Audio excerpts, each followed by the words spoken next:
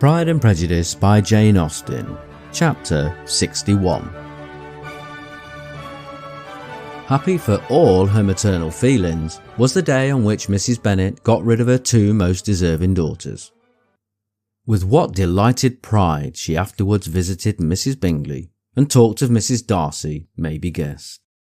I wish I could say, for the sake of her family, that the accomplishment of her earnest desire in the establishment of so many of her children produced so happy an effect as to make her a sensible, amiable, well-informed woman for the rest of her life, though perhaps it was lucky for her husband, who might not have relished domestic felicity in so unusual a form, that she still was, occasionally, nervous and invariably silly.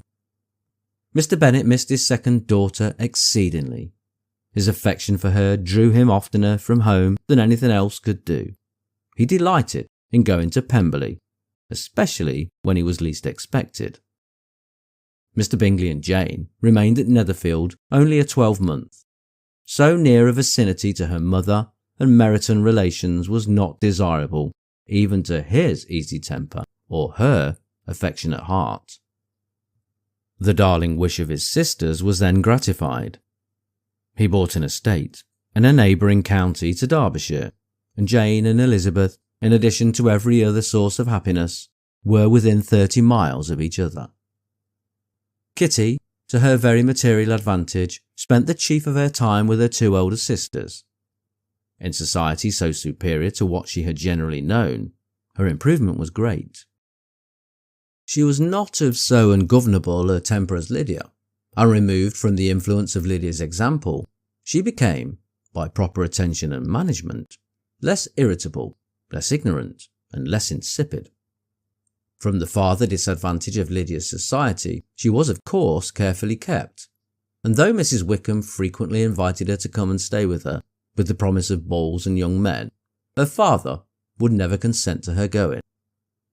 Mary was the only daughter who remained at home, and she was necessarily drawn from the pursuit of accomplishment by Mrs. Bennet's being quite unable to sit alone. Mary was obliged to mix more with the world, but she could still moralise over every morning visit, and as she was no longer mortified by comparisons between her sister's beauty and her own, it was suspected by her father that she submitted to the change without much reluctance. As for Wickham and Lydia, their characters suffered no revelation from the marriage of her sisters. He bore, with philosophy, the conviction that Elizabeth must now become acquainted with whatever of his ingratitude and falsehood had before been unknown to her, and in spite of everything, was not wholly without hope that Darcy might yet be prevailed on to make his fortune. The congratulatory letter which Elizabeth received from Lydia on her marriage explained to her that, by his wife at least, if not by himself, such a hope was cherished. The letter was to this effect: "My dear Lizzie, I wish you joy. If you love Mr. Darcy half as well as I do my dear Wickham, you must be very happy. It is a great comfort to have you so rich, and when you have nothing else to do, I hope you will think of us.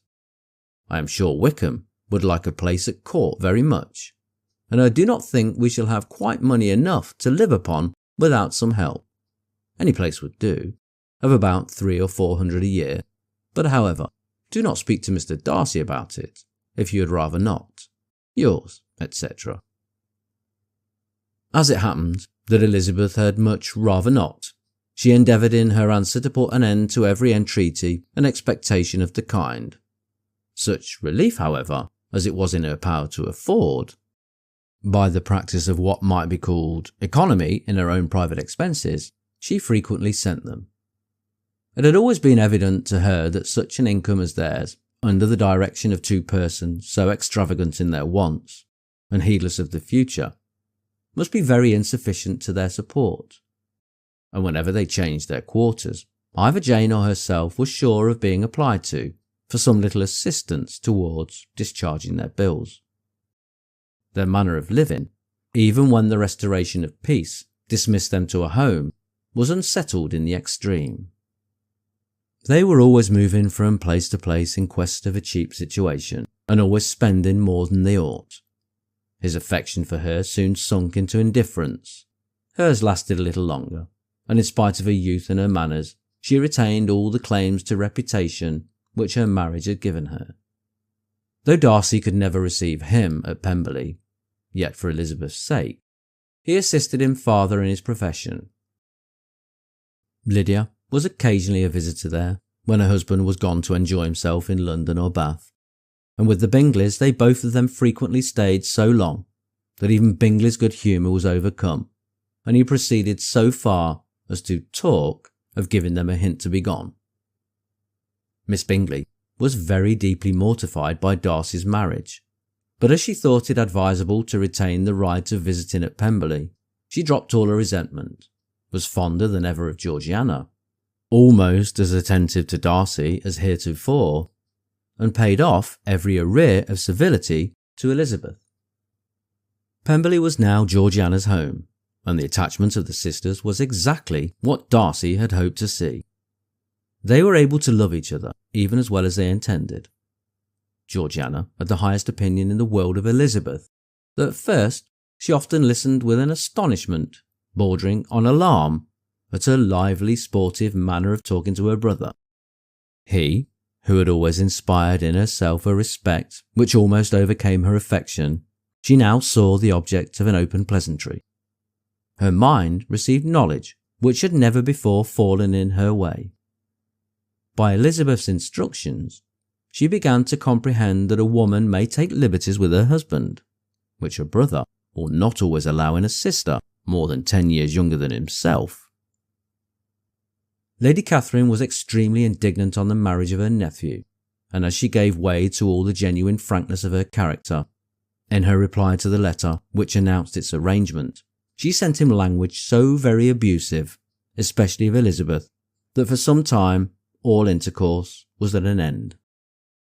But at length, by Elizabeth's persuasion, he was prevailed on to overlook the offence and seek a reconciliation, and after a little farther resistance on the part of his aunt, her resentment gave way, either to her affection for him or her curiosity to see how his wife conducted herself, and she condescended to wait on them at Pemberley, in spite of that pollution which its woods had received, not merely from the presence of such a mistress, but the visits of her uncle and aunt from the city.